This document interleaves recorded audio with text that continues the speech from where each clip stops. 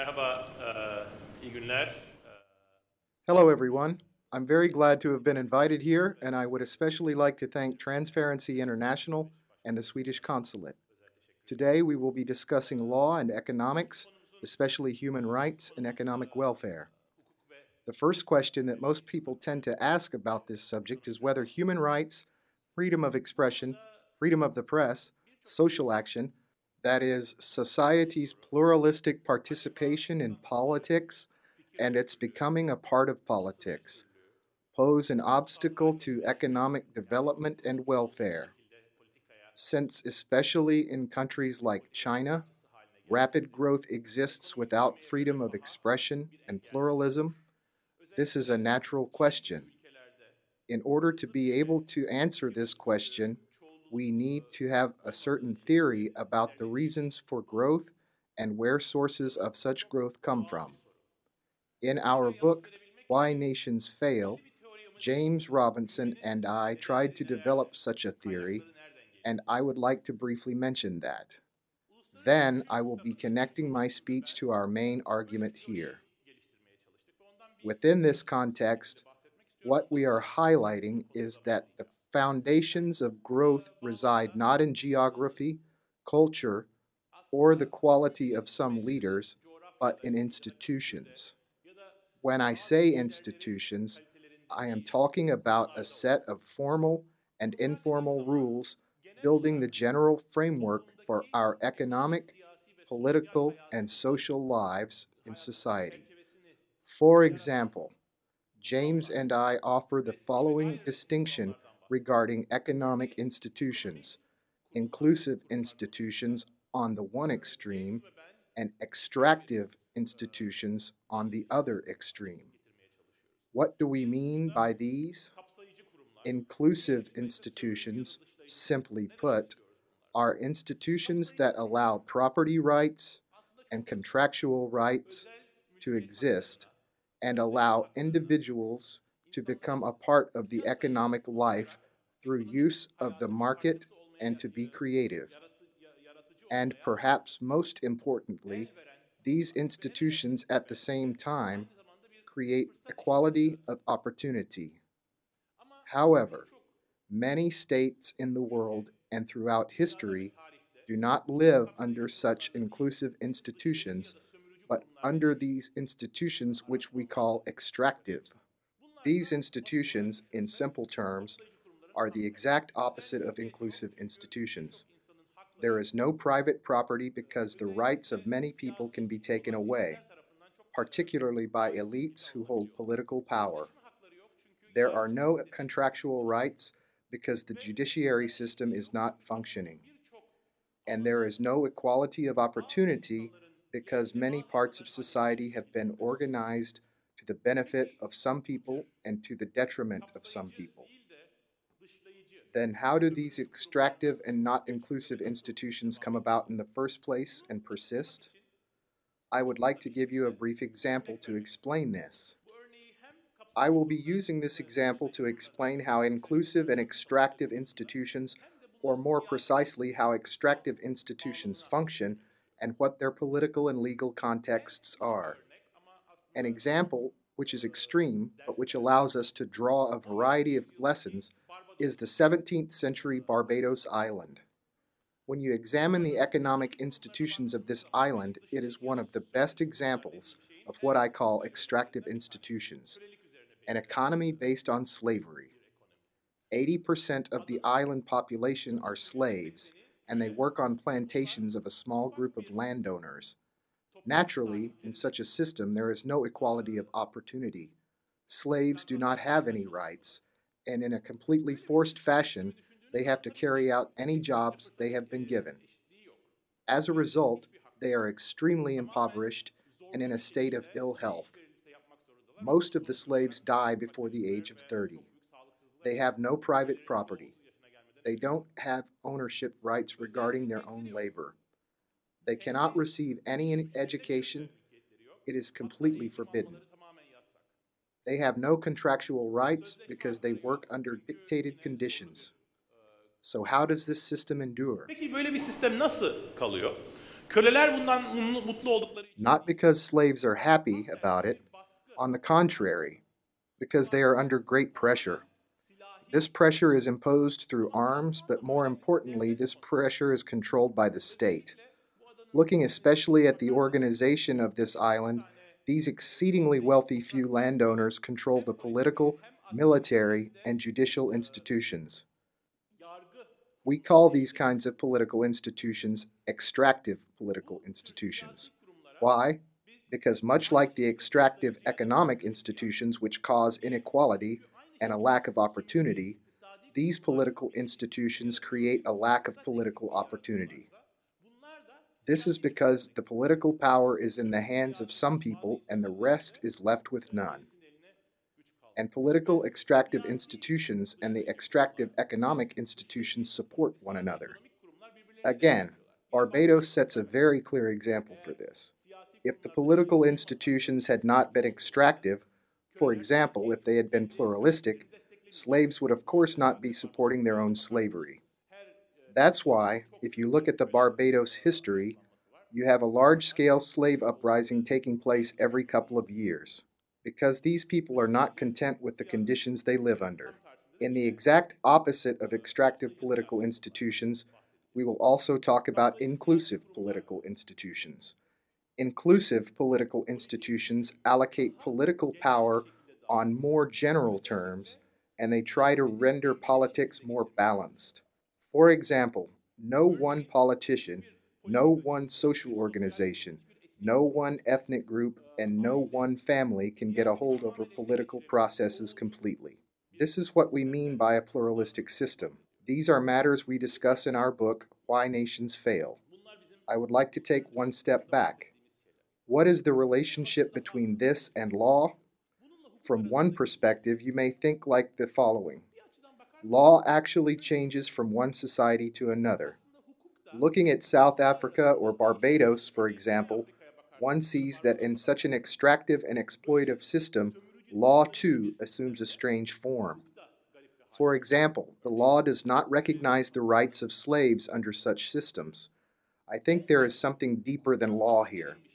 And this deeper concept is actually the very foundation of law, or to put it more accurately, the foundation of what we call rule of law. And it is also the foundation of political and economic inclusive institutions. This concept is social movement and civil societies being a proactive part of society. Why?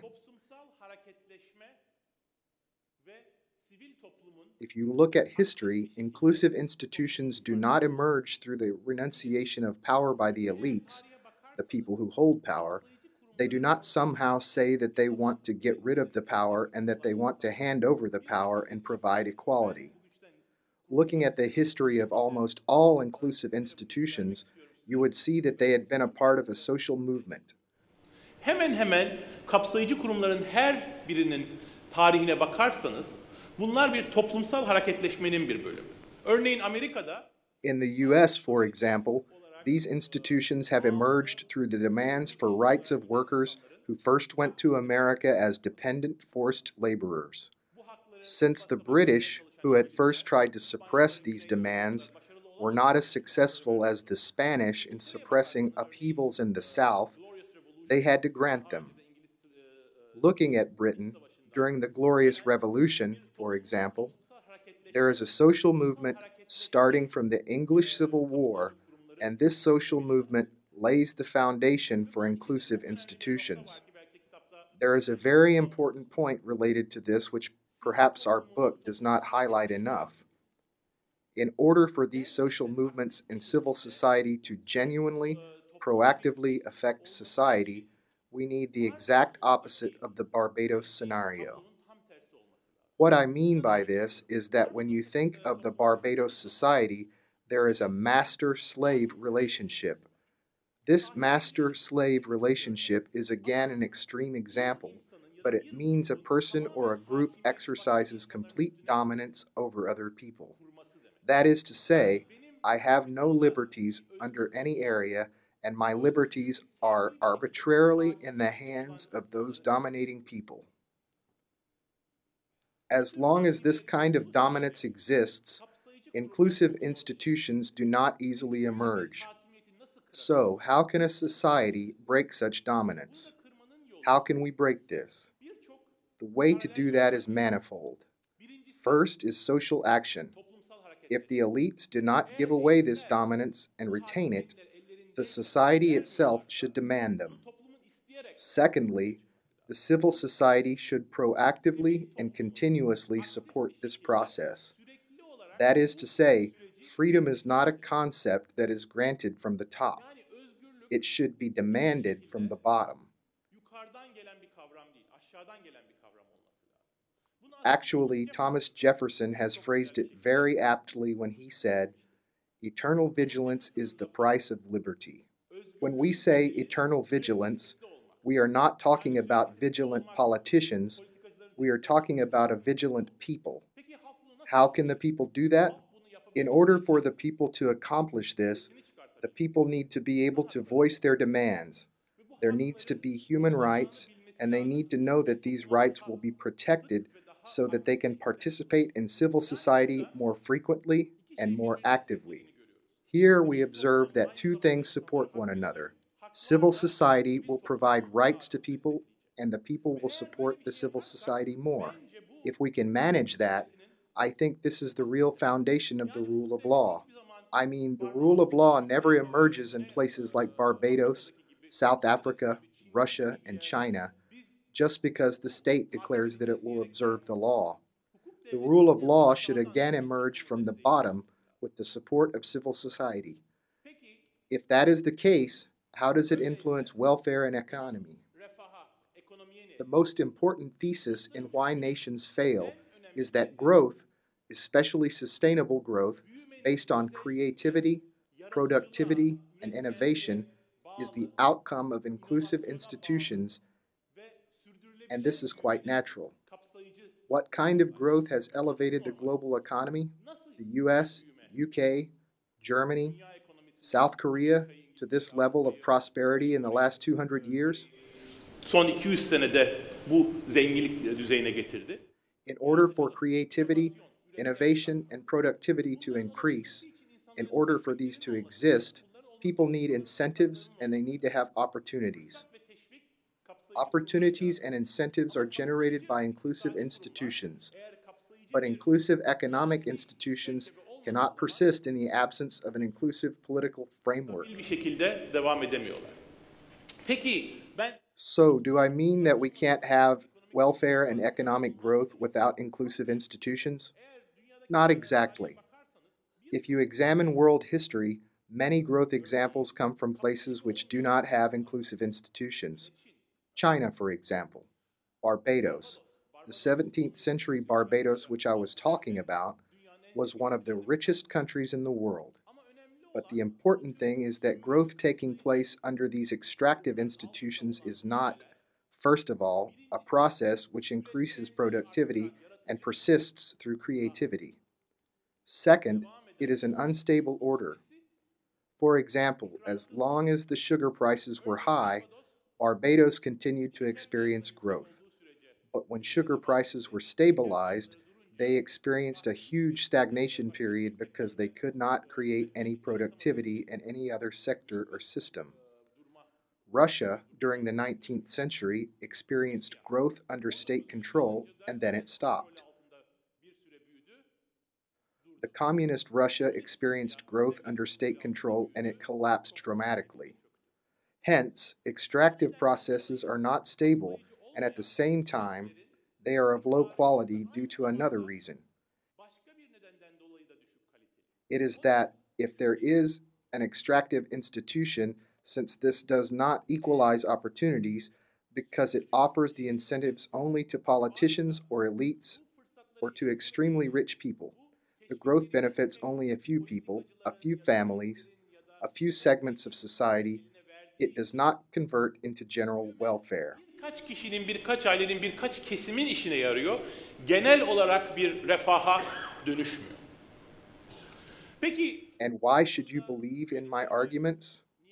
I cannot provide you with the evidence of my arguments in such a short period of time, but both from an historical and statistical perspective, The data regarding this phenomenon seems quite explicit to me. For example, in our book Why Nations Fail, we try to present numerous historical examples. Even more statistically, for example, I haven't used the term democracy up till now, and I will mention that soon as well. Although democracy is not the same with inclusive political institutions, they of course overlap on some points. Very simply, we may examine how democracy affects welfare. Examples like China are in the minds of many, but despite that, analyzing the findings carefully, we see that democracies grow faster and they produce more welfare. So within this framework, if we talk about our current situation, and I am sure there will be many questions about this during our Q&A session, what does this provide for Turkey? How can we apply this to Turkey? I think looking at Turkey, the Turkish economy, like the economies of many developing countries, has a rather more complicated structure from an institutional perspective. Gibi kurumsal olarak daha karışık bir durum. There are both inclusive and extractive elements to it, but for me, most importantly, and very closely related to our themes today, rights and economics, Turkey has never reached a system where civil society is strong, social movement is significant, and open-mindedness is the main target. In more simple terms, Turkey's economic and political institutions were always structured like they would be in a country ruled by sultans. It was a country ruled by sultans during the Ottoman era. It was a country ruled by sultans during the Committee of Union and Progress era. It was a country of sultans during the rule of the Republican People's Party, and today it is a country of sultans too.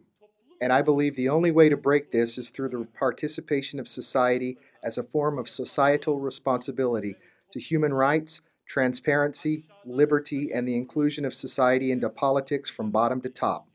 Of course, I'm not going to go into details here. The details are much too different. Turkey experienced very large-scale transformations, from the Ottomans to the Republic, from the Republic to the military, and from the military to democracy. There are many interesting dimensions to all these. However, for me, the most important thing, and this is something very restrictive, we still could not go beyond the country of sultans. And for this, we should be focusing not on sultans or leaders, but on society. Thank you.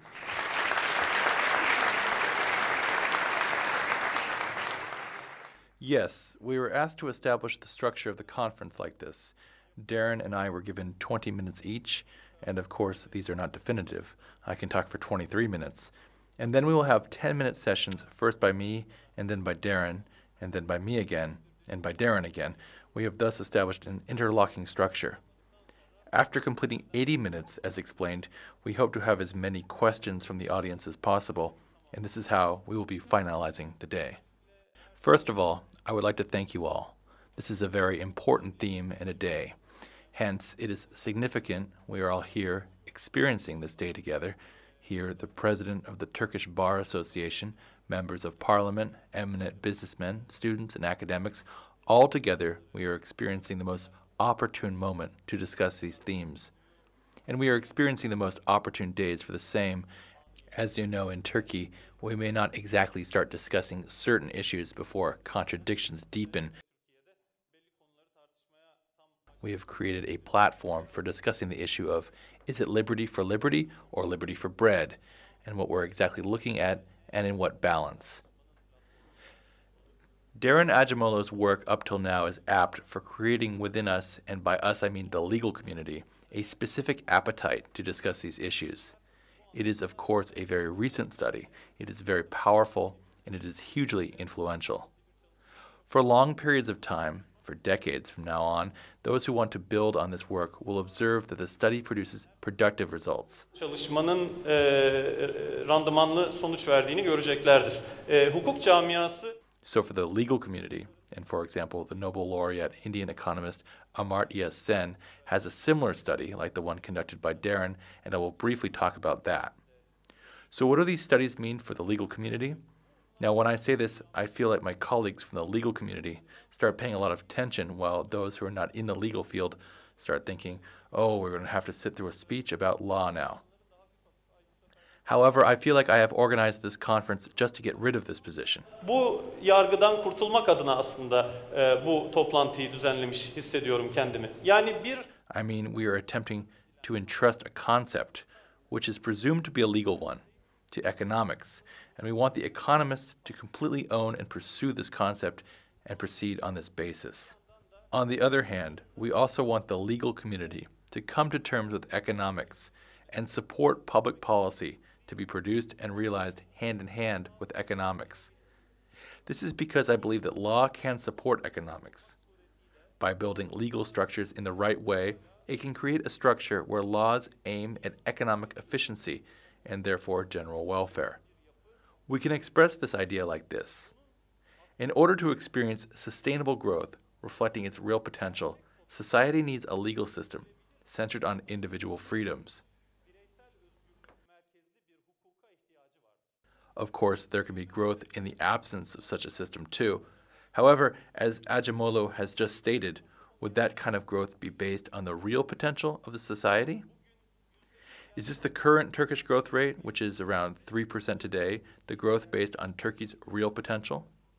So isn't rendering civil society dominant over the political society one of the things to do to stimulate this? Could one of the actions we might take to achieve such stimulus be to pick a freedom and attempt to widen the scope of this core freedom? bir özgürlük seçip bir çekirdek özgürlüğü genişletmeye gayret etmek olabilir mi? This of course might bring about another discussion, especially for the economists. An economist should not interfere with the matters of law that much. The most innovative studies conducted regarding the limits of this position are those of Acemoğlu, and since he realized such monumental work, it will create its own offspring in terms of further studies.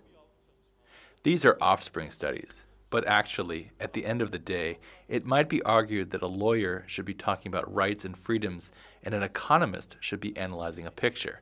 That is to say, one might prefer to acknowledge it is true that there is a link from prosperity to democracy and from democracy to prosperity. We see this and we can say this much at this point. Bu kadarını şimdilik söyleyebiliyoruz demek de bir tercih olabilir. Yahut hukukçular buradan Or the legal community may get the cue from here and discuss, wait a minute, they are saying something, here economics is providing the law with a clue, and by taking this a step further, can we support welfare through amplifying the core rights with conscious legal policy preferences? In my opinion, this core concept is freedom of expression, and therefore you will be listening to a plethora of content about freedom of expression in the remaining part of my speech. In fact, so much so that you might feel I am solving every single problem with freedom of expression, since it is coming from me, a person who has studied freedom of expression extensively, but I will be presenting all this with sincerity and belief. Gelebilecek. Ama inanarak ve samimiyetle bunları takdim ediyor olacağım. Ben Daron'un Once it was established that Daron would be speaking with me in this meeting, we met with Daron in order to discuss issues like the title of the conference. I was at my own faculty, my university at Harvard University Faculty of Law, for a speech from there, and I went to MIT, which is also a good university. Bir konuşma için gitmiştim ve oradan yine iyi bir üniversite olan MIT'ye gittim. Daron'la da We discussed what we should call the conference in English with Daron, and you can't see it, but with Daron's suggestion, we called it a relationship of rights and economics. We didn't call it law and economics because the economist justifiably wants to keep things technical and not to let the real issue fall through the cracks. When we talk about law, it is not really always clear what and whose law we are talking about. However, when we talk about rights, this is determinable. Daron's mind also works like this, and justifiably, he said we could talk about rights and what happens when we extend the limits of these rights, that it was a good point to discuss. I got a clue from this for myself, and I started working on the question, which notions do economists like focusing on? And I realized that, for example, economists focus on the contract enforcement, in other words, the recognition and the application of contracts. The economist argues that if a contract cannot be enforced, then there is a problem. Or is there an independent judiciary or not? The economist asks this question and recognizes it as a concern. And the economist foresees that if there is no independent judiciary, then the economic development may halt. But generally speaking, the one concept we should be taking as a basis when we are discussing the condition of rights and freedoms is freedom of expression. I am saying this through the recognition and the main thesis that a right which cannot be preserved through demands does not actually exist. If you cannot act to protect a right, then this right does not exist. Then freedom of expression exercises the function of an independent judiciary on a daily basis. Hence, to me, freedom of expression is a concept that should be owned by the economist. And an exciting aspect of these studies is that we can form a tangible relationship with freedom of expression, and that as the limits of freedom of expression get wider, the area of rights and freedoms can get wider as well. Aslında hakların alanının da genişliği. We can already utter this theoretical sentence. As the scope of rights broadens, this will stimulate prosperity. The area of prosperity also broadens. We can utter this sentence, however, when producing public policies, no one calls for a broadening on these rights. We need a starting point, a core concept. And when someone asks why this core concept should be freedom of expression, the answer is that because it is the mother of all rights, it is the common denominator in each right. We say freedom of expression because no right exists unless they can be expressed. Because rights which are not owned do not exist. On the other hand, we can also justify this position because freedom of expression directly supports economic growth from another perspective. This other perspective is that innovation is one of the concepts we should attach most significance to. One of the most influential ways of maximizing innovative thinking is allowing innovative thinking to exist in the free market. That is to say, to render the market of ideas with the same dynamics of a free market, to apply the maximizing effects of the free market to the market of ideas. If this could be achieved in the market of ideas, we are estimating that we will be witnessing two developments. One is that ideas will expand. Second is that ideas will get stronger. They will expand because we have this maximizing effect. They will get stronger because ideas which clash with one another in a competitive setting will gain strength to competing with one another in the discussion of which is the better thought. Düşünce tartışmasında birbirleriyle kapışarak kuvvet edineceklerdir. Ve yenilikçi düşünce de bundan... Innovative thinking will be no exception to that. Hence, for me, we need to attach special importance to freedom of expression. Freud states that most of the people actually do not want liberty. They silently evade liberty because liberty brings responsibility, and many find responsibility frightening. If for a moment we think based on this, we are confronted with a picture in which abandoning a right means that that right will collapse. And the foremost reason that would lead to the abandoning of a right is the collapsing of freedom of expression. Edilmesi durumuna yol açabilecek en öncelikli durumda ifade özgürlüğünde yaşanan çökmeler. Dolayısıyla başka alanlarda çok iyi yol kat ediyor olsanız...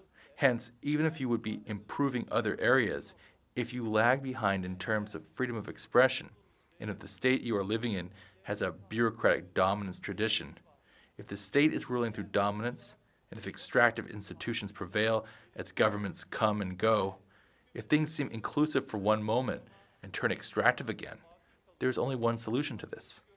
This is to fight for freedom of expression. Even if freedom of expression would be used by only a small number of people, it would still produce results. Üstelik ifade özgürlüğü verildiği noktada küçük bir zümre tarafından kullanılıyor olsa dahi sonuç doğuracaktır. Yani başka... That is to say, different from other freedoms. It could be provided through a conscious legal policy. Likewise, if the minority who base their existence on freedoms and who express themselves this way because they base their existence on freedom will support creative destruction processes, this can only be achieved in this climate of free expression. Hence, this is another finding which demonstrates that taking freedom of speech as a starting point in terms of making policy decisions is rational.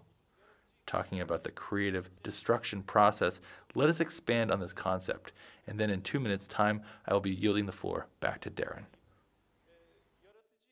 The creative destruction process is actually one of the most important factors triggering welfare. Among the audience, those who work with me professionally might contemplate one of the following. I knew this guy as someone working extensively on competition law.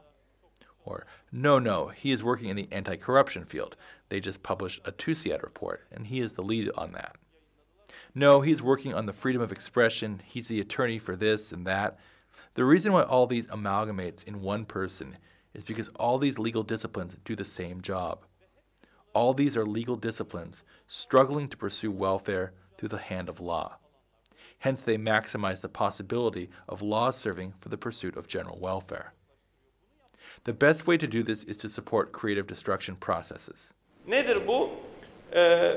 Şöyle düşünelim. Daron Acemoğlu 47 yaşında. What are these? Daron Acemoğlu. Are you 47 years old? 46? 47? Let's make it 46. Well, Sultan Mehmet the conqueror of continents and who opened and closed epochs, passed away 2 years older than Daron is now. He was 49 when he died. He died of gout. Tonight, when we will have realized this event successfully, I hope Daron and I will be out somewhere chatting, and if Daron tells me there that he is not feeling well and he is feeling tired, even I, as someone who doesn't know anything about medicine, would urge him to take vitamin C and stop eating so much meat or fish, and so on. Because information comes in a maximized format now, and in one way or another, the 2014 world will not let Daron die of gout at the age of 49. Onu 49 yaşında guttan öldürtmez. Bunu sağlayan What makes this possible is the creative destruction process. That welfare is always improving through technological advancement. Therefore, I feel that we should make this important determination here. Freedom of expression is one of the most important columns of innovative thinking, which is the lifeblood of this creative destruction process. önemli sac ayaklarından bir tanesi. Bu sebeple de yine ifade. Hence, Acemoğlu's work, which creates an appetite for freedom of expression, has numerous dimensions. Everyone can draw a lot from his work, from their own field, but I believe it has great inspirational effects for the legal community with regard to freedom of expression. And with this, I yield the floor to you. You may speak here or there as you wish.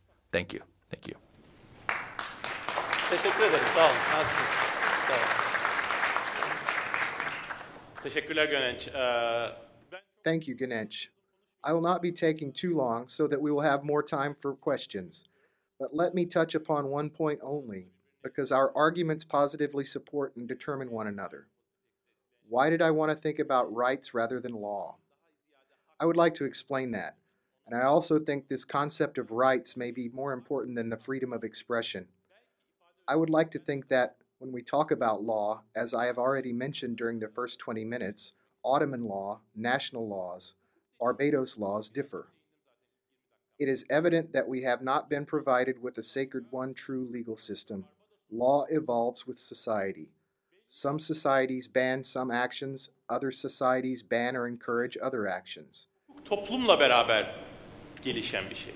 Bazı toplum bazı şeyleri yasaklıyor, bazı toplumlar bazı başka şeyleri yasaklıyorlar ya da teşvik veriyorlar. Bu yüzden hukuk. Hence, when we talk about the rule of law, we are not talking merely about a state that enforces law, we are talking about a wider framework. And rights must perhaps be the foundation for this framework. Freedom of expression is quite a significant part of this. But I think freedom of expression is not enough on its own. Why? Because freedom of expression is a main component of what Isaiah Berlin, one of my all-time favorite philosophers, calls negative freedoms. But perhaps negative freedoms are not enough, because when you look at negative freedoms, everyone can have a certain level of freedom of expression, and at the same time, the majority of society may still be under the dominance of a small elite. In order to break this dominance, I believe the social action and civil society should be linked to a wider base. That's why I'm talking about rights. Rights are not, in themselves, a superior subject. Because you could think like this. Let us go back to Barbados or to the Ottoman Empire. We have rights in these societies as well. It is not that they do not exist, but rights in these societies are linked to roles, social roles. For example, Slaves have rights in Barbados as long as they act like slaves and fulfill the wishes of their masters. For example, women slaves have the right to look after their children when they give birth. However, what is important here is that they are very much linked to roles. When I attempt to act outside that role and demand a right, for example, freedom of expression or the right to make one's own choices, or the right to refuse what you request, such rights do not exist. I believe enabling these and building such a network is quite important for building a more inclusive, more modern political institutions. Bir ülkede siyasi kurumların For example, in a country where political institutions do not take inclusive steps in terms of minority rights, religious rights, women's rights, gay rights, sexual rights, it is very difficult for these rights to exist in abstract or general terms. In places where the politics institutions are extractive, the scope of rights will be much narrower and attached to roles. If the scope of these rights starts to widen further, then the civil society can strengthen its dynamics and let the political institutions grow more inclusive in an active manner. daha aktif bir şekilde kapsayıcı anlamda gelişmelerine izin verir. Niye bu çok önemli? Why is this important? Due to the reason Gönenç has mentioned, this is important for innovation, for creativity, in order for the new ideas to come about. The wider the scope of these rights get, the stronger the institutions that actually try to equalize opportunity in all dimensions will get, and we may then easily base innovation, novelty, creativity, and productivity on this. As long as we do not do this, an economic growth will be rather limited, because it will assume the dynamics of an extractive growth. In order to move further than extractive growth, all emerging countries, especially Turkey, have to take faster steps towards these rights, these general rights, in my opinion. Thank you.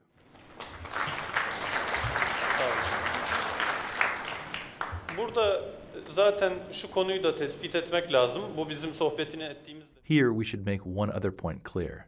This is also one of the things we talked about when Daron and I were alone. He would remember this well. I had proposed to discuss freedom of expression, and he had said this would be too narrow and had suggested discussing freedom in a general framework. I have readily accepted this because, according to me, at least in relation to models similar to the Turkish model, as long as there is corrosion in the core concept of freedom of expression, you lose the opportunity of discussing freedoms in general terms in the first place. Hence, I again find an opportunity to talk about freedom of expression, even while I understand and partially agree with what Daron has just said. On the other hand, in relation to the need to enforce law itself without being extractive, I feel that the freedom of expression still presents itself as a critically important issue. That is to say, law is also an institution. The law itself is an institution. Economics is itself an institution too, but using the Marxist terminology for a moment, one is an infrastructure institution, the other is a superstructure institution, but the argument about making economics inclusive might not be realistic. This is because it is an infrastructure institution, because it affects, transforms, and defines the law. But if there is a way of making law itself inclusive, this could only be achieved through enabling society to understand, question, and take ownership of the law. Toplumun hukuku mıncıklamasını halkın hukuku sahiplenmesini sağlayarak olacak bir şey. Ve örneğin artık sözü biraz daha fazla. For example, attempting to bring the topic more towards Turkey at this point, let me state that no matter what the situation of rights would be in Turkey, since we are experiencing this backward journey regarding the freedom of expression, we can say that we are experiencing a general corrosion. Yaşandığını söyleyebiliriz. You may steer a resolution process on the one hand, and this may be very positive, but on the other hand, you may be taking such a step back in terms of freedom of expression, so that in the big picture, this may actually mean going backwards. You may grant some other rights, but the public may have been drained of all strength to call for those rights. Halkları çağıracak takati kalmayabilir artık halkın. Peki bunu 10 yılın 20... So can we see this as a problem of the last decade or two? Never. The nature of the state, the structure of the state in Turkey, has always been extractive. Hence, we are not discussing a recent structure which came about all of a sudden. This is something we've always had. This is what we've always witnessed. We have seen this movie. Resim. Bu filmi biz biliyoruz. Peki bunu değiştirebilecek olan kavram olarak And why do we think that widening the scope of the freedom of expression is important as a concept which can change that? Because the more we widen the scope of freedom of expression, the more lifeblood freedom of expression gets, we will be able to render democracy more than a concept we only experience at the ballot box and be able to disperse democracy to processes and daily life, and in this way, we will have an opportunity to discover its potential for triggering real general welfare. potansiyelini keşfetme imkanımız olacak. Yani That is to say, if there's a link between democracy and welfare, that link can actually be experienced between welfare and democracy in daily life. Otherwise, just because a society, which does not experience democracy in its full scope in daily life, has the tradition of going to the ballot box, it is hard to expect that society to generate general welfare. Sir Winston Churchill says that the best argument against democracy, he means representative democracy, is a 5-minute conversation with the average voter. argümanlarından biri, en ciddi demokrasiye karşı argüman, ortalama oy verenle 5 dakika muhabbettir. Şimdi temsili demokrasiyi yere vuracak değilim burada. O kadar da değil şimdilik. Now, I will not slam representative democracy here. I will not go that far, at least for now. However, a representative democracy, devoid of freedom of expression, can really turn into savagery because all concepts might get mixed, and etiquettes may become dominant. For example, looking at the world of 2014 now, it's hard to discern between the victim and the ruler. All concepts are now more fluid and intermingled. The racist no longer wears a hood. They do not appear with a Ku Klux Klan image. Görüntüsüyle karşımıza çıkmamaktadır. The Berlin Wall is torn down. Walls no longer divide the societies, but societies are still divided anyway. That is to say, the same institutions still persist in a fluid way. It is only through freedom of expression that we can fight against this. In other words, it is possible to get rid of etiquettes and pave the way to make the sophisticated thinking dominant, and cleanse ideas of their negative externalities through this sophisticated thinking that originates in the aforementioned free market of ideas, to lay bare the inequities between qualified ideas and unqualified ideas, and inequalities of information. I think that freedom of speech will be helpful from this perspective as well. You may criticize me for basing the whole issue of growth on innovation. It is not surprising that this is the case from mine and Daron's perspective, because I seriously think that this is the very area where law can provide its most serious support to welfare.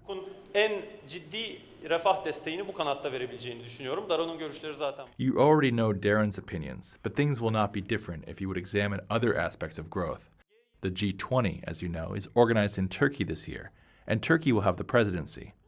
Mr. Babacan delivered a speech during the B20, that's the Business 20, kickoff meeting last week. Mr. Babacan said in his speech that no matter what fiscal policies you may follow, no matter what smart expansionary central bank policies you may have, if there is no trust, you cannot have growth. Büyüme sağlanamıyor. Buna şapka I take off my hat to this. But of course, there are further steps to be taken in order to be entitled to make such a statement. For example, it should be recognized that there are serious steps to be taken about the freedom of expression and transparency. What kind of a connection do we have here? Well, it is simple. Inasmuch as we are discussing trust, an atmosphere of trust, my first reaction would be that a lawyer should be a technical person. Trust is a sentimental concept, an emotional concept. Therefore, I don't really like this concept, and I need to look for it. Where do I find a concept regarding humans? Both economics and law are regarding humanity.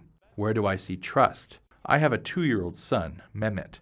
I can see how trust is built in the most primitive form of the human being in the person of my own son. When I was going out this morning, I told him that I would not be home in the evening because we will be having dinner with his uncle Daron. You will be asleep when I return, and you will see me when you get up in the morning. I offered transparency, and I received trust. That same trust, in my opinion, is the trust that develops in the markets.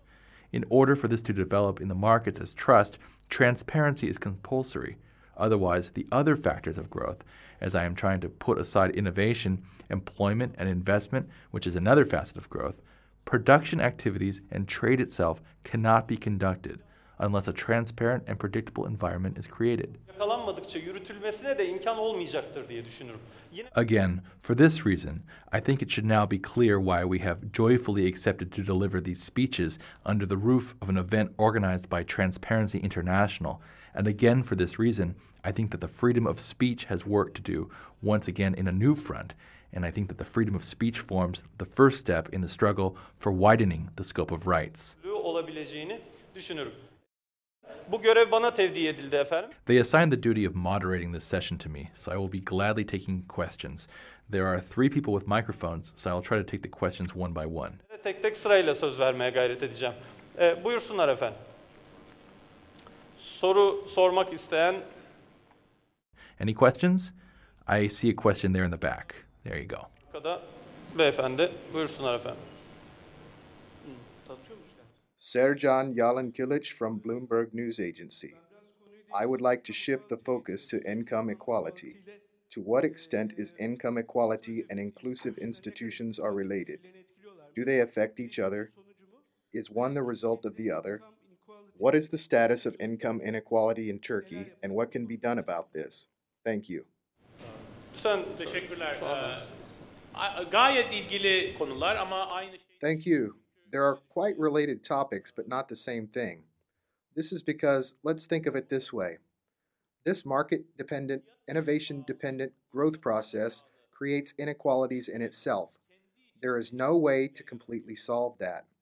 For instance, taking a look at the issues of technology and the internet on which Gönenç is more knowledgeable, the most active technologies of the world are developing around internet or software or hardware.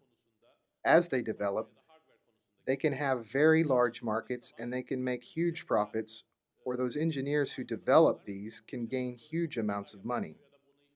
This inequality, the inequality this creates, is very different from the inequality in a feudal society or inequality in Russia.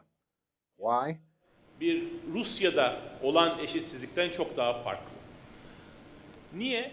Because if it could be placed inside the right institutional structure, this inequality could be kept under control in 2 ways. The first is that this inequality would not lead to inequality of opportunity. Birincisi, bu eşitsizlik fırsat eşitsizliğine yol açmaz. İkincisi, Second, this inequality would not lead to political inequality. Both of these, of course, are ideals. The reality is much more complicated.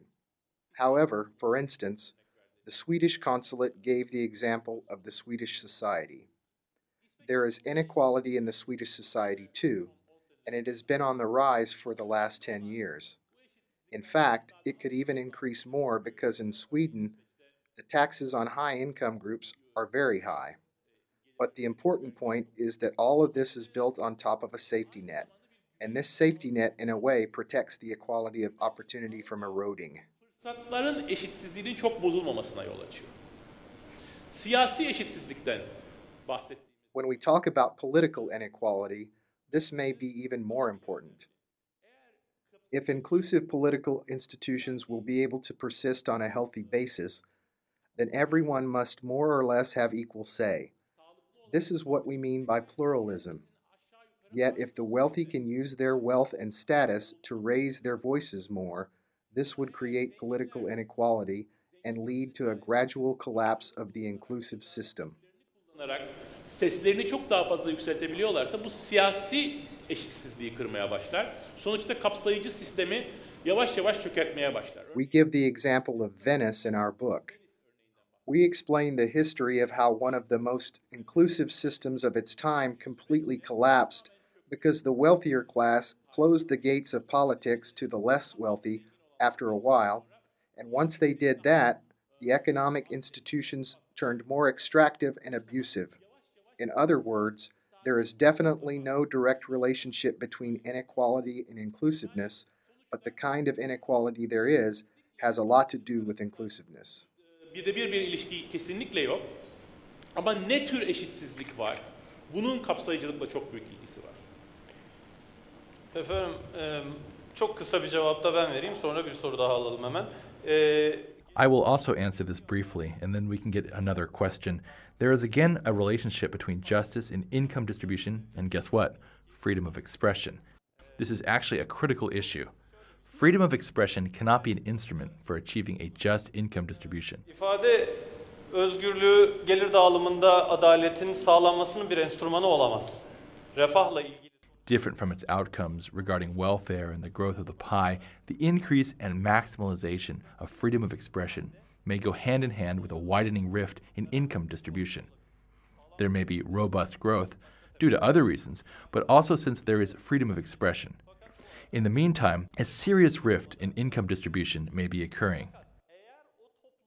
However, if society is caring, and if with the happiness function, and I'm not using happiness as a sentimental term, but rather as an economic term, people think along the lines of, we are experiencing general welfare as a society, but as a society we are not happy about the injustice in this income distribution, and we can express that because there is freedom of expression. Then via freedom of expression, which is an instrument that enables the communications between people and the law, there will be a smoother flow of demands and require the public and legal policies to distribute justice, that is, redistribute the maximized pie in a proper way. olan büyüyen pastayı yeniden dağıtıcı ve doğru düzgün dağıtıcı olmasına yönelik talepler daha kolay akabilecektir. Ama öyle toplumlar da olabilir. However, there may be such societies, and some may claim that the U.S. today is such a society, that even though covers a long distance in terms of welfare, in terms of growth, there is an injustice in income distribution. And what is more, from the bottom of the structure, it may seem that it is inherent in the nature of the system. It may have been internalized as such. İşin doğasında görülüyor olabilir. İçselleştirilmiş olabilir. Of course, freedom of expression cannot prevent that. Yet if the value of relative justice is prevalent in the values of that society, if that has always come to be the tradition, if they do not feel comfortable otherwise, it could be possible that the society triggers such a situation through freedom of expression. There is another question. The gentleman at the front. Buyursunlar efendim. Önde beyefendi. Teşekkür ederim. Aykan Erdemir, CHP Bursa Milletvekili. Thank you. Aykan Erdemir, Member of Parliament from the Republican People's Party from Bursa. We all believe that Turkey is not a society of freedoms. At the same time, Turkey is a society of unrestrictedness, a society which recognizes no law, balance, breaks, inspection, or limits. It is an unrestricted society where you could park your car anywhere, you can violate the rights of others, and where you could realize all that without any limits. Therefore, Mr. Acemoğlu, when we read your book, Why Nations Fail, we got your message on inclusive institutions very clearly. However, you had another equally clear message about the state authority. We could not see that message. Because for us, the members of the unrestricted society, an authoritarian state, for people who might perceive the authority of the state, an authoritarian state is very important. For people who cannot perceive the state authority, these unrestrictedness relationship is more important. At the end of the day, in Turkey, from the right to the left, from poor to wealthy, we see the dominance of a culture of irresponsibility in all layers of society, which is the outcome of this unrestrictedness. My question then also to Gönenç Bey as follows. If one of the most important shortcomings in Turkey is the lack of a culture of freedom and responsibility, and if this culture is an institution, as you mentioned in your book, how can we build this institution? It is not the Constitutional Court, it is not the Ombudsman, it is not the Human Rights Institution, or the Institution of Equality. All of those are legal persons. It is not any of those. How can we build an institution of culture, of freedoms and responsibility? Thank you. Kişilikler. Bunlar değil. Bir özgürlük ve sorumluluk kültürü kurumu nasıl inşa edilir? Teşekkür ederim. Teşekkürler. Çok önemli bir konuya değiniyorsunuz. Thank you. You are touching upon an important issue. It is most probably true that we have not emphasized that adequately in the book. In fact, yes, I have not spoken about that now, but considering the issue from that perspective, We describe inclusive institutions in two ways. They have two legs. One is the general distribution of political power. The political power balance and pluralism is one part of that. But at the same time, it is also very important that the centralization of the state or the capacity of the state increases. Devletin merkezileşmesi. Why? Because if there is no state capacity, what you call unrestrictedness, that is, one person stealing from another, could happen very overtly. Even if there were no stealing involved, there would still be uncertainty. We give the example of Somalia in the book. When you look at Somalia, Somalia is a very interesting society. When you examine the last 200 years, you realize that they do not have a clear-cut elite. For example, the elite group of politicians or businessmen in Turkey, or that of Russia or UK, is missing in Somalia. Instead, it is a society built around clans. However, it is an organization that completely does not function well politically or economically. Why not? Because there is great uncertainty. Because there is no central state power above these clans, and when that is the case, and when the state is without capacity, for example, I may be a member of one clan, and you may be a member of another clan, and if I hit you with my car, we don't go to the court, we just go to war and fight, and great blood feuds will result from this. That kind of society would not function either. Then when I say this, you may tell me that the problem in Turkey is that the state is not empowered enough. I believe that is wrong. Because the right state capacity should also come from within the society and move up towards the state level. Of course, there are states where the state capacity is built in different ways, such as in Russia in the 19th century or China. We see that the state capacity in those countries increased tremendously over time. For instance, under the Mao regime, the state capacity increases hugely. There is a huge civil war, the Qing dynasty is completely gone, especially following the reforms in the beginning of the 1900s, there is total chaos in China. Mao centralizes the state. Is it a good thing? It is partly good and partly bad. It has some good aspects, and of course some horrible aspects. Millions of people died because of that state capacity. However, the most important point is that a top-down state authority like that is doomed to get stuck at one point. To avoid that kind of situation, the state capacity should flourish upon support stemming from the bottom. In other words, it should develop as an inclusive state. The way to achieve this is that people should provide the rights to state. That is to say, I have a right and I will be transferring it to the state within a given process. For instance, all political rights are in the society, but I can authorize the state to implement these rules. These practices are illegal. The state will apply these rules for those. However, the rights should never come from the state. And if you look at the problem in Turkey, the way the state authority is established is the exact opposite of that. And the Ottoman Empire is actually a bad mixture of that because Ottoman Empire has limited state capacity. The Ottomans have a sultan, but the state is not present at all in many parts of the country. In Palestine, Lebanon, a considerable portion of the Middle East, the Ottoman rule was absolutely missing. Because of that, those places were brimming with bandits everywhere. However, where the state exercises its authority, it does that in an utterly strict manner that does not leave room for pluralism. The Committee of Union and Progress, which followed them, did the exact same thing. Republican People's Party that followed did the same, and those who came after them did the same, and so on.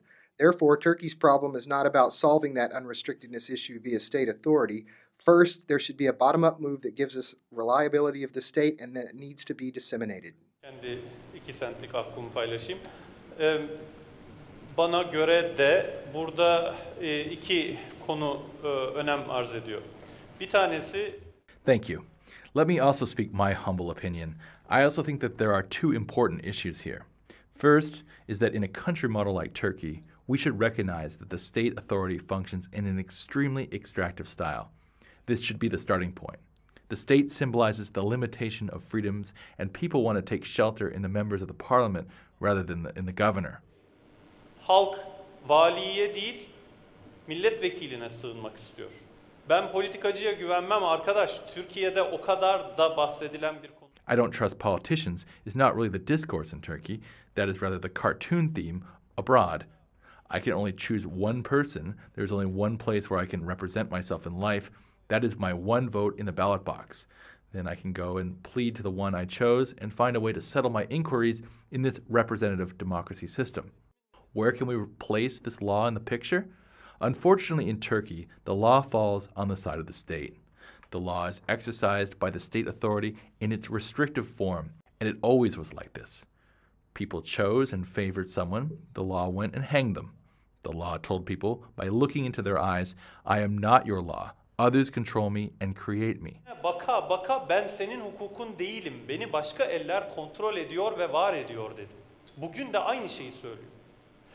Today, too, the law communicates the same thing, and as long as it carries on giving this message to people, people will not love and respect it. That means that any government who comes to power, and each sovereign will recreate law as it serves them, because no one embraces the notion of law to say, this is my law, and you cannot touch this. That has never been the case.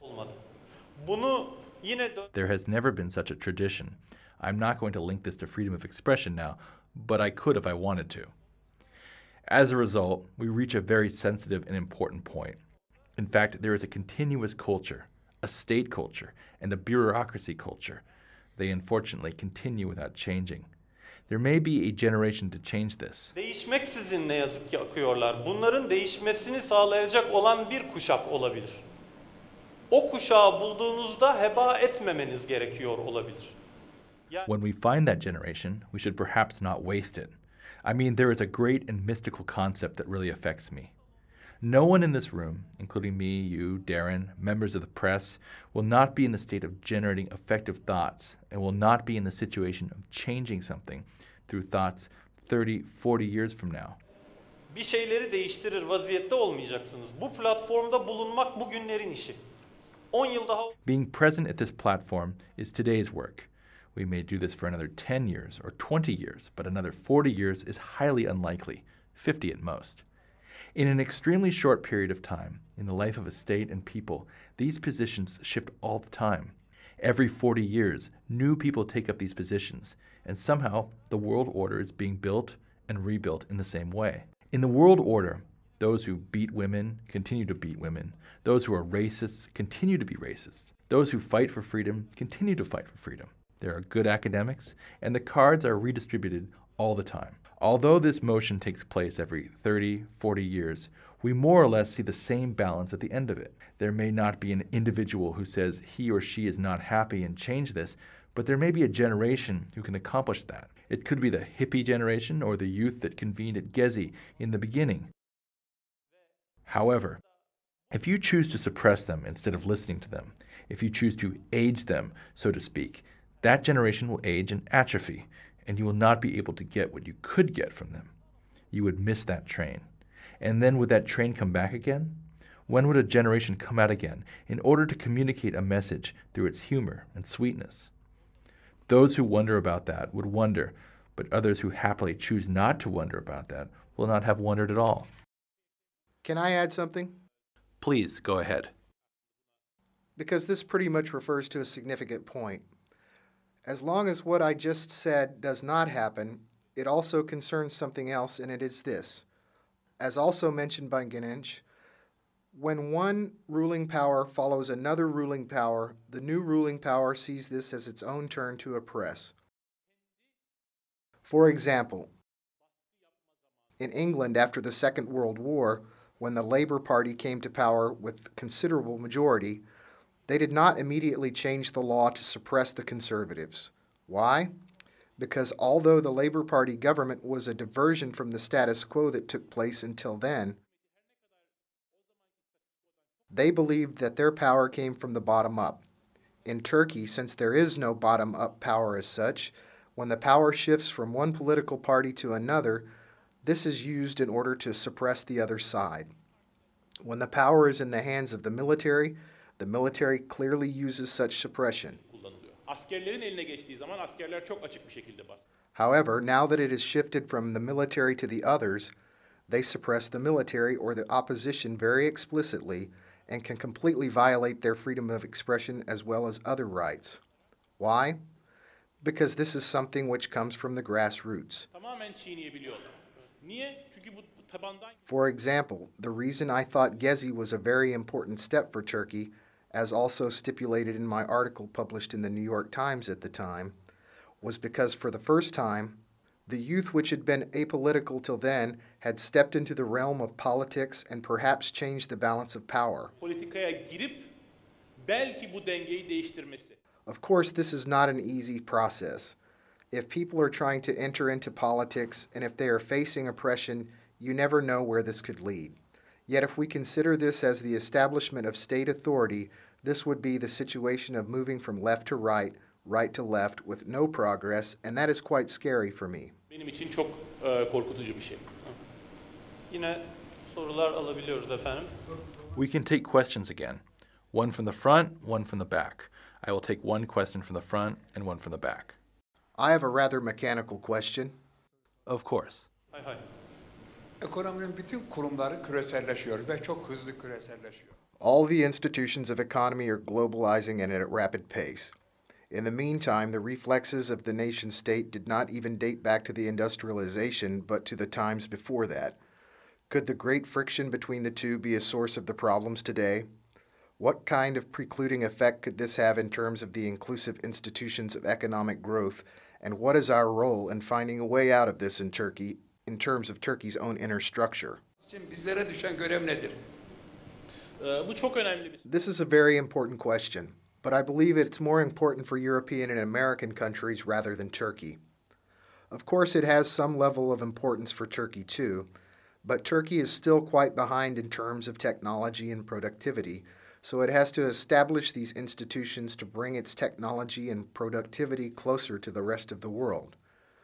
Yet, thinking of the U.S. and Europe, most of the crisis today stem from the issue that you mentioned. And there are two important changes. One is globalization, and the other is tremendous change in the structure of technological developments. In particular, in the last 30 years in technology, of course this happened before, but in the last 30 years it continued with pace, capital, and machinery have been replacing the tasks mankind was performing previously. When this is the case, economic institutions change a great deal.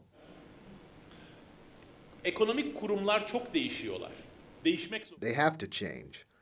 The economic facts change a lot, and this pressures economic institutions. However, since economic institutions have political course, they change very slowly. That is the case in Europe and the U.S. as well. For instance, the crisis in Europe has a lot to do with the fact that they had more difficulty adapting to these developments. The same applies to the problems in the U.S. My opinion here is that we need some new economic institutions, and I believe these economic institutions have to be a blend of the U.S. and Swedish models. Again, I'm giving the example of Sweden because it was mentioned before. Particularly, it needs to be like the U.S. for the incentives given to the entrepreneurs at the top, and it has to take after Sweden for the safety net and equality of opportunity on the bottom layers. You will see some shortcomings in both countries. It is obviously the degree of the lack of equality of opportunity at the bottom in the U.S., the poverty in a very rich country, the educational institutions. However, in Sweden and several other European countries, the problem is not supplying enough incentives to the entrepreneurs at the top, not clearing the path for them sufficiently. There needs to be new institutions that blend these two models. That is why the new labor organizations have to be very different compared to the old-style trade unions, and NGOs too. Yet none of these processes are easy because, as I have emphasized before, economic societies are not separated from politics. As long as there are old trade unions in politics, those old trade unions will not give away their power and pave the way for new institutions. Or since the wealthy class has too much political power in the U.S., especially in the last 20 years, Changing the situation to strengthen the safety net at the bottom is not one of the most important elements. These political problems need to be analyzed well, and society's pressure to achieve this and taking a step in that direction is very important and closely related to the things you mentioned. Evet, benim bu eksende ekleyeceğim bir şey yok efendim. Yine tekrar soru alabiliyoruz. Bir önden bir arkadan demiştim. Buyursunlar. There is nothing to add from my side. We can take questions again. I said one from the front, one from the back. We'll take yours later. I just saw that hand in the back. Thank you. My name is Gülseren Onanç. I would like to ask my questions with my two titles. One is as a women's rights activist, the other is as a politician. You say that in order to create general welfare, the rights should be claimed from the bottom to top. In other words, rights are not given but they are to be taken. Gerektiğini, yani hakların verilmeyeceğini, alınacağını söylediniz. I have been involved in women's rights struggle for the last 10 years, and I can tell you that we could only cover a very minor distance in Turkey within this period. That's why I decided to enter into politics and thought that perhaps we could cover more distance through some laws, and I still think that. As for the Sultan state that you're referring to, the 90-year-old state, bizim bir arpa boyu kat edemediğimiz yolu birkaç kanunla düzeltebileceğimizi düşündüm. Hala da öyle düşünüyorum. Ve sizin söylediğiniz bu padişahlar devletini, yani 90 yıllık padişahlar devletini siyaset... I believe that it is necessary to change the way of doing politics and opening up those channels that you mentioned and breaking that sultan system that is sustained by every new ruler that comes to power. That is the means to achieve this transformation, in my opinion. However, today you left all the responsibility to the civil society again. Sağlayabileceğimi düşünüyorum. Ama siz bugün de bütün sorumluluğu aslında yine sivil topluma bıraktınız. Doesn't politics have any responsibility in this? Particularly, don't you have any advice for people like us, my three friends who sit at the front? We are from the same team, who wish to change the way of doing politics first in our political party and then in Turkey. I'm asking this to both of you. Değiştirmek isteyenlere bir öneriniz olmayacak mı? Her ikinize de soruyorum bunu. Teşekkür ederim. Çok doğru, çok güzel bir soru sordunuz ve çok zor bir soru sordunuz. This is correct. You asked a very good and a very difficult question. Let me tell you this. First, when I talk about a bottom-to-top development, that does not mean that politicians do not play any role there. Absolutely not. What I'm trying to say is that the pressure to politics and the politicians themselves should be coming from the bottom. For example, in the Why Nations Fail, we give an example, the Labor Party in Brazil. Of course it is not the best example right now because they have problems. It is a totally grassroots party, and in certain ways it has really paved the way for Brazil to change. But how have they done that? First, they were organized as a labor union. Then they entered into politics, and grand changes took place after people like Lula and Dilma Rousseff entered politics. However, that is what I mean by grassroots entrance into politics. Of course, there are two aspects to this. These people can do this by being elected, or they can exert pressure on other politicians. For example, a great majority of the big changes in Brazil occurred during the central-right party of Cardoso, before the Labor Party. İşçi Partisi'nden önceki daha merkez sağ, Cardoso'nun partisi zamanında oldu. Ama Cardoso'nun partisindeki... However, I think that the reasons the reforms realigned during Cardoso's time was due to the demands brought about by the social movements. As for women's rights, I believe that this is one of the toughest issues. In the development of a society, if there is freedom of expression and civil society, maintaining the status quo where politicians or sultans or a small segment, such as a 10%, is abusing the remaining 90%, or preventing the equalization of opportunities is very difficult. Because even if 30% or 20% of that 90% have completely different opinions, there is still a high degree of activism. Tamamen değişik fikirlere sahip olsa bile yine de orada çok büyük bir şey var. In terms of male and female issue, it is very different because the percentage is 50-50. And plus, women are not organized. And in countries that developed as extractive societies traditionally, Women do not have rights either. How is this going to change? It will not change in any easy way, and I don't have a simple magic bullet for this. But what you say is actually true. If you ask me about reforms that were introduced from top down and became successful, the clearest examples are about women. For instance, in countries like India and Sweden, I will give the example of Sweden again, a great deal of the development of women's rights were made possible owing to the fact that political parties imposed gender quotas favoring women. For example, there is such a system in India. In political matters at the panchayat level, that is the village level, the quota is now even higher. In some posts, if the post can be shared by two people, then one of those has to be a woman. In Sweden, gender distribution in certain positions of political parties has to be 50-50, or maybe 40. I'm not sure, women, but there are such practices in place. This, of course, enables women to participate in politics at a higher rate.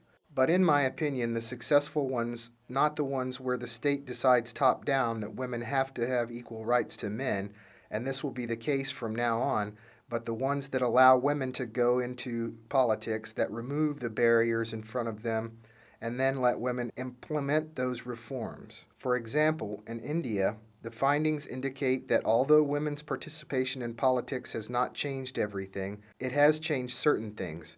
For example, women are much more successful in the fields of children's health and education, which are areas that are important especially for families, and they are especially concerned about those. So gradual change is possible through such means, and it may be in a more complicated way than what I explained. Benim bununla alakalı düşüncem şöyle. Gerçekten sökülüp alınmamış. My view on this is as follows.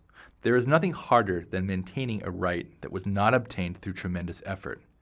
If one did not struggle to obtain that right and did not sweat over it, there is a slim chance of preserving that right as a right.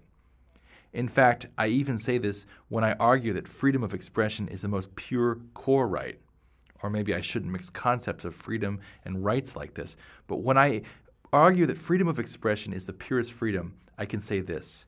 The right which was not demanded perishes so much that, as much as the undemanded right perishes, the right which could not be demanded also perishes, and hence the freedom of expression steps in.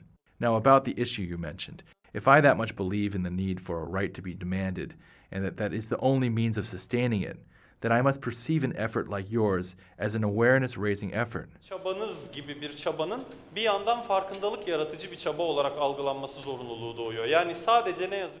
I mean, unfortunately, it is not enough that high-quality, high-caliber people get into politics and try to produce results.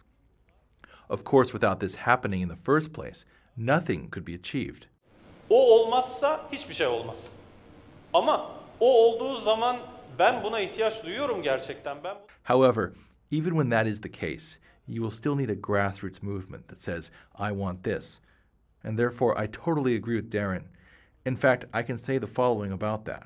The struggle we are going through here today is in fact somewhat embarrassing from the perspective of freedom theory. As a lawyer, I am calling out from where I have descended to the point, if you will not seek freedom for the sake of freedom, then for God's sake, seek freedom for the sake of bread. In other words, I am trying to associate freedom with welfare, because apparently you will not step up for your freedom, but you are able to act on economic parameters. And I swear to you that your freedom has links with the economic parameters. I say, even Daron says that. That leads the struggle to amount to this, to make the grassroots feel and embrace something. This is not a self-aggrandizing perspective, which stipulates that an elite group should awaken people. Uyandırsın halkı gibi bir kendini büyümseyen bakış açısı değil. Ama kendi. Yet if there are some very important things for the people, then it is necessary to speak this language. For example, it is certain that the landscape in Turkey is horrible in terms of women's participation in the labor force. We are talking about a ratio which could only recently rise back to 30%. We are talking about a ratio which is expected and desired to be around 60% in the world. Then if that is the case, if we advance on the basis of women's rights regarding women's participation in the labor force, how much distance can we cover? A minuscule distance. Is that what you're doing wrong? Absolutely not, because if you did not do what you are doing, we would be completely stuck. Thankfully, you are doing what you are doing. However, when demanding women's participation in the labor force, when we say, citizens, join our fight on women's participation in the workforce, all we are doing is trying to fight with one arm. We are obliged to use a welfare-centered language such as, if we can't include women in the economy, we cannot achieve welfare, because that is what the people grasp. Therefore, the grassroots has to want or embrace women's rights. And due to both cultural and historic reasons, women's rights or women's human rights, whatever terminology you are using, have only recently become visible. We are faced with the same problem here. There is a need to build the correlation with welfare. Konuyu döndürmek gerekiyor. Az evvel söz verdiğim evet buyurun arkada beyefendi.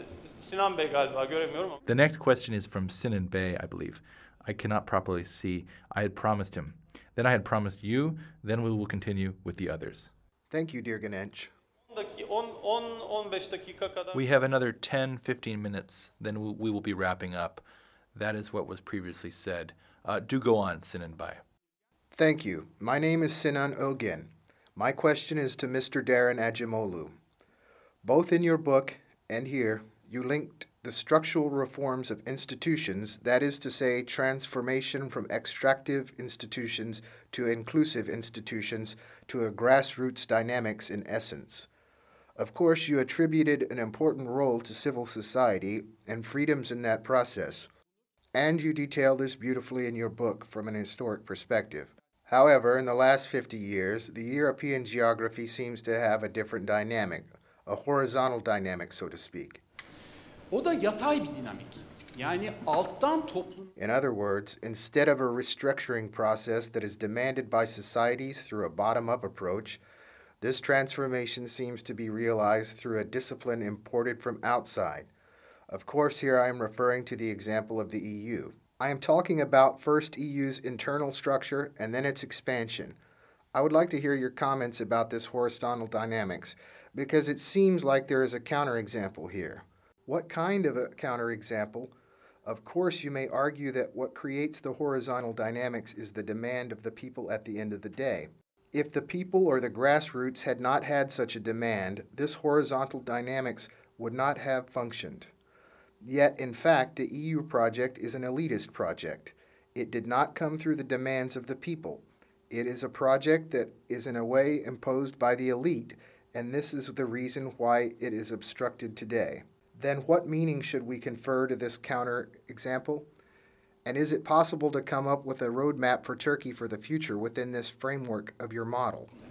Çok güzel bir soru.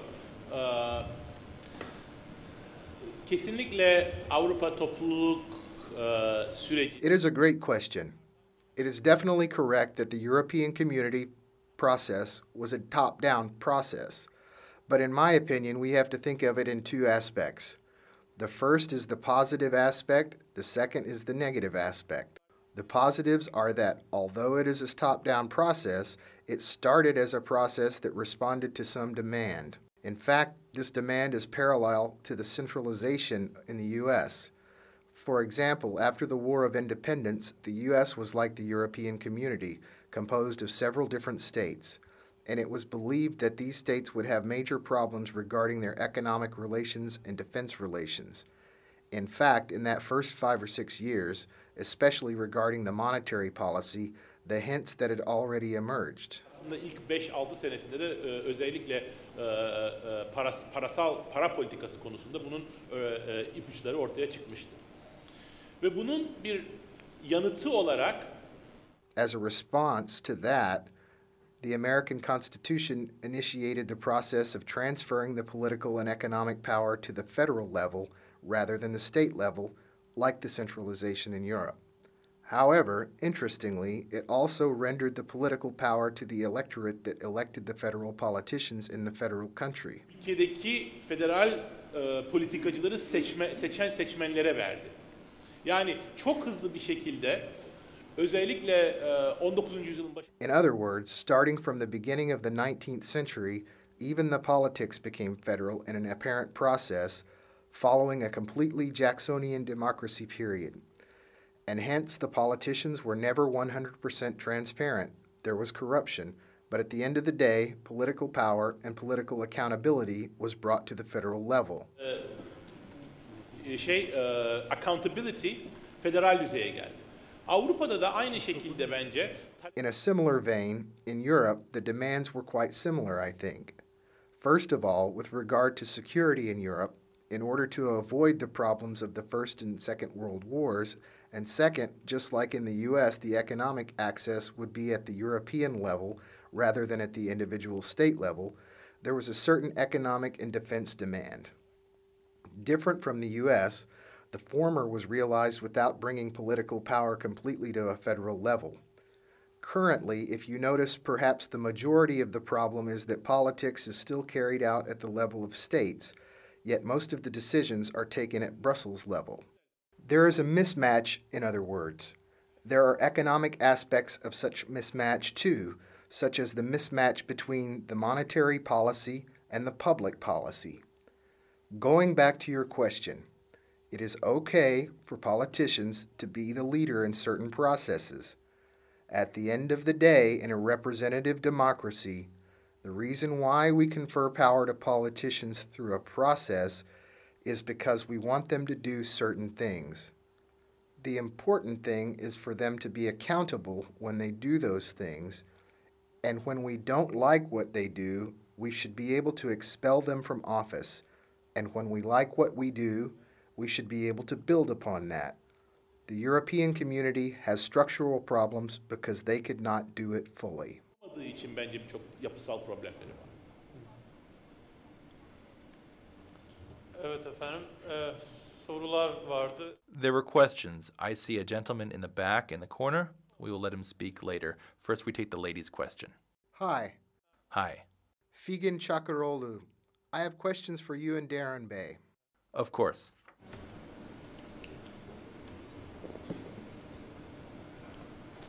Tamam. Mikrofon çalışmadığını söylediler, onun için kusura bakmayın. Şimdi Daron Hoca, şu konu var. They told me that the mic was not working. Sorry. Professor Daron, I have listened to your presentation several times. I examined your book. However, how do you evaluate this issue, the issue of religion?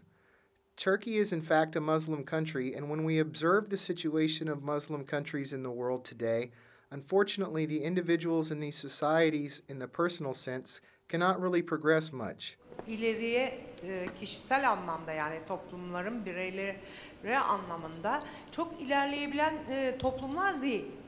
Acaba kurumlardan söz ederken dini kurumları nasıl bu... Talking about institutions, how could religious institutions be incorporated into all these thoughts? Being conservative, Christian, or Muslim, for example, the Office of Religious Affairs is generally criticized in Turkey, always with different comments.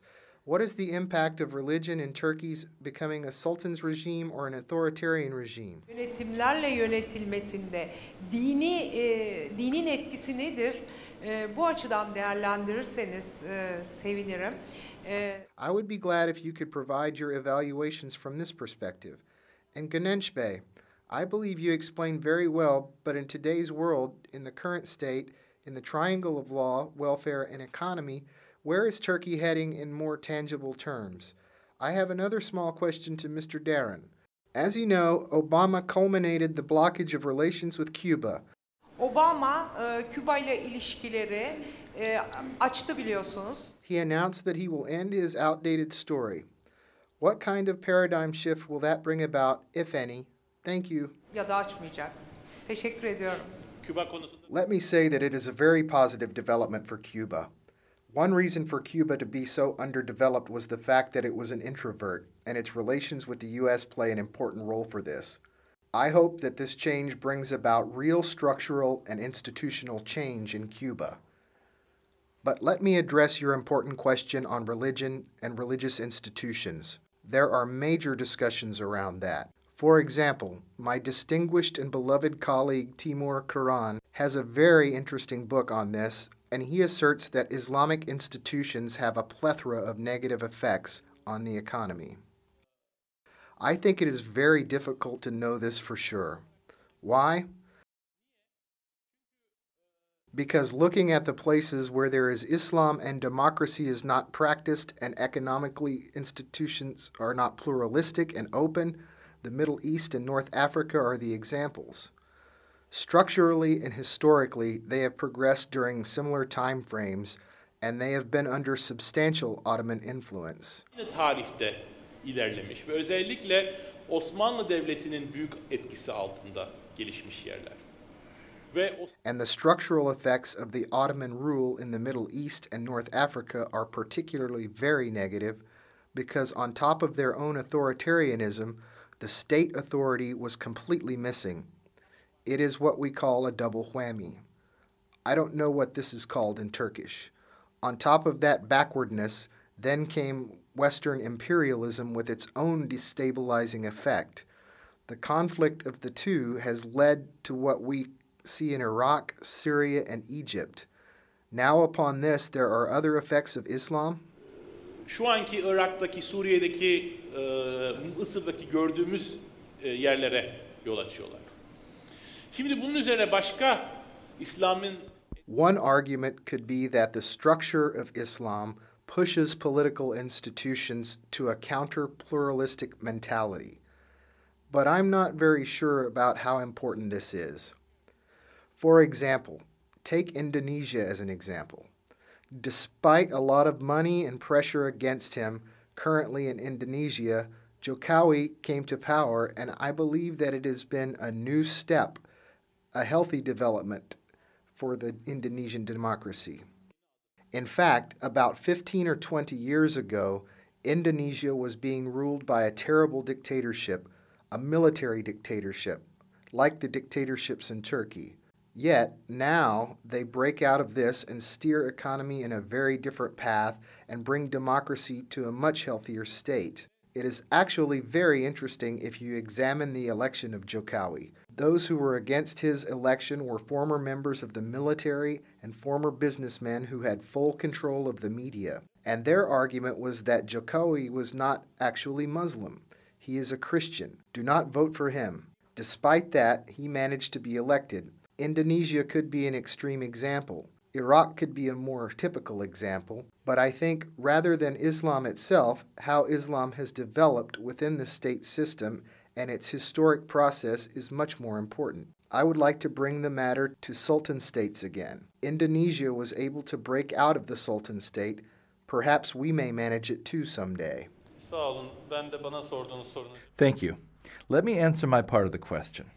In the relationship between law and economics, where is Turkey heading? Let me summarize the question that way. Şu anda karşılıklı daraltıcı etkiyle bunları. Currently, they are in the process of mutually narrowing down one another. Let me elaborate on this. We stated that in the ideal public policy, world of law, through the core of freedom of expression, the law may be centered on individual liberties and therefore in the medium term could play a role in maximizing welfare. Toplumsal refahı en çoklaştırmakta rol oynayabilir. In fact, based on the preferences of society, even in terms of the justice and distribution of income, we said that it could open up some usable channels. It is also possible to come up with a negative version of this scenario on a robust theoretical basis. Etmek mümkün. Bu Türkiye'de yaşanmakta olan da bir görüntü. Şöyle ki, iktisat, hukuk. And this is the situation we are experiencing in Turkey. If economics would like to take up a role that will, I will not say silence, render law meaningless, it is capable of doing so. Economics is the infrastructural institution. Therefore, in Turkey, the current understanding is, since nothing hurts the money in my pocket yet, I will not yet raise my voice. Göre sesimi çıkarmayacağım henüz. Sesimi çıkarmadığım. During this period that I do not raise my voice, the law is being deformed in certain ways. I observe that the law becomes an extractive institution, that it begins to serve the minority. However, economics renders this tolerable.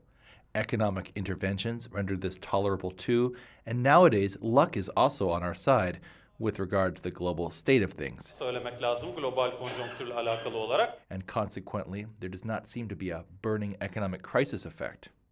Fine. But if law can have so much effect on economics, and since I like to speak in concrete terms, let me give an example. İktisattan bu şekilde etkilenebilmesi mümkünse ki gene somut konuşmayı sevdiğim için örnekli konuşmaya gayret edeyim. Örneğin Arap Baharı yaşandığı sırada Suudi Arabistan. For instance, during the Arab Spring in Saudi Arabia, public social spending increased a great deal. It is the connection that all of a sudden during the Arab Spring, Saudi Arabia focused on social spending, and not much happened there during the Arab Spring. What does this teach to the legal community? Hukukçuya neyi öğretiyor? Kişiler hakları People may be brought to a position in which they do not prefer to be passionate about their rights based on economic moves. In a society that does not adopt freedom for the sake of freedom, when freedom is not at the core of the society's existence traditionally, and freedom is not a magical concept, this may emerge as a serious problem. Taking a step backwards and coming to Turkey, we see that the picture in Turkey is now a regression towards that example. In fact, you could see the indications of these from different perspectives. To give an example, our constitutional court is toiling right now. They are adjudicating cases like there is no tomorrow. In a state where the constitutional court works so intensely, our checks and balances, Daron was asking the Turkish term for checks and balances. I cannot grasp it either right now. Let's call them balance mechanisms. Balance mechanisms in proper condition. Think of it as a game, a football game for a moment. One of the teams is under a flood of shots. The goalkeeper somehow saves most of them, but it's not possible to talk about a balanced game. It is not a game you watch with excitement either, because it all ends up with the goalkeeper. There's no defense, no midfield, nothing. This is a situation where the Constitutional Court has stopped being a goalkeeper and started to play in the midfield. The reason why this is happening is due to the law and economics balance, and that the rights are not looked after and preserved. A structure which has internalized this duty runs to the battlefront like there is no tomorrow. But of course, it is not possible to maintain this and render this a balanced situation. So either the rights will be owned by the people, or if the rights are not owned by the people, the liquidated relationships will be other relationships. So if you live under an axis where there's a lack of freedoms long enough, you will then be losing your potential. O zaman potansiyelinizi kaybedeceksiniz. Bugün Daron'da ben de hemen I think today both me and Daron would agree in an instant that Turkey is a country with a lot of potential. It has a great potential, but the potential cannot last forever. Potential is something that flows away. You cannot preserve the potential and take it out anytime you wish. We were discussing this potential, where Turkey is heading. Turkey is heading towards losing its potential. What is the worst malady for a country with potential? Wasting time. The worst problem is wasting time. As you waste time, that potential will flow elsewhere. You will not always keep that potential, and you are wasting time. Therefore, my interpretation of the current picture is that Turkey is a country that is heading towards losing its potential and becoming ordinary. And internalizing that, it is heading towards not remembering the times when it used to be exciting and extraordinary, and towards seeing this as normal. Heyecan verici olduğu zamanı hatırlamamaya doğru giden, bunu normal karşılamaya doğru giden bir yapıya bakıyor oluyoruz. Çünkü That is because law and economics relationships are advancing from a perspective where the law is assuming an extractive role today. Do you have anything else to add? We'll take one final question. We had promised that to the back corner, and then if you find appropriate, we will close the program. We will have reached the timing of the program. Thank you. I would like to go back to the issue of religion. Within the scope of the concepts of extractive and inclusive institutions, can the three monotheist religions, Judaism, Christianity, and Islam, be categorized as extractive and inclusive? Or does every religion go through the consecutive extractive and inclusive periods throughout history? How can we approach this issue by using the abstractions of Mr. Daron? Thank you. Dışlayıcı ve kapsayıcı olduğu dönemler birbirini mi izliyor? Yani bu konuda biraz Daron Bey'in soyutlamaları kullanılarak nasıl yaklaşılabilir? Teşekkür ederim. Tam parmağınızı bastığınız gibi bence. Yani din dediğiniz gayet büyük bir tent, büyük bir çadır. Çok değişik şekilde. I think it is exactly as you pointed. What you call religion is a giant tent. It can be interpreted and highlighted in different ways. For instance, in Catholic religion, starting from the 15th and 16th century, we see it developing in a very oppressive way. However, today, especially the Catholic religion from Latin America, became a religion that emphasizes pluralism, freedom, and novelty with the initiative of the Pope. Currently, the Catholicism of today seems to have nothing to do with the Catholicism of the 16th century. Because what kind of a society it is part of, what kind of believers it has, what is emphasized changes over time. Of course, we should also emphasize that when we talk about inclusive institutions, they are not inclusive for everyone. Bunlar değişiyor. Tabii bir de şeyi vurgulamak lazım. Bir kurumlar kapsayıcı derken bunlar herkese kapsayıcı anlamında değil. Örneğin İngiltere'den örnek vereyim. Let's take the example of England. 19th century England was a place where inclusive institutions developed at a rapid pace. It was a place where democratization occurred the most organically. The rights were given first to the middle class and then to the poor, the workers, and women through 4 very important incidents. However, along this process, England also acted as a colonialist in several places, such as India, Asia, and Africa, supporting the very economic and political institutions we would call extractive and which had negative effects. Why? Destekliyor, geliştiriyor. Niye? Çünkü Because when England is inclusive, it is inclusive only for its own people. That is also partly the case with religions. Of course, they are more inclusive for their constituents, but over time, when they are part of the correct political process, and as we see in Europe, they can transcend that. For example, several Christian Democrat parties in Europe open up the inclusive safety net with equality of opportunity beyond their constituents. So, my view is that religion is not a defining factor, but rather it is a factor that develops along with other dynamics. That is, of course, my view. However, this is an area that is open to further research. Dinin belirleyici bir faktör değil, daha çok diğer dinamiklerle beraber gelişen bir faktör olduğunu düşünüyorum. Ama bu çok araştırmaya açık bir alan. Efendim tekrar uluslararası şeffaflık. We would like to take this opportunity to thank Transparency International and the Swedish Consulate for inviting us, and thank you for bearing with us. I believe there's a cocktail reception now, so we would like to declare this meeting closed. Thank you again. Tekrar teşekkürler.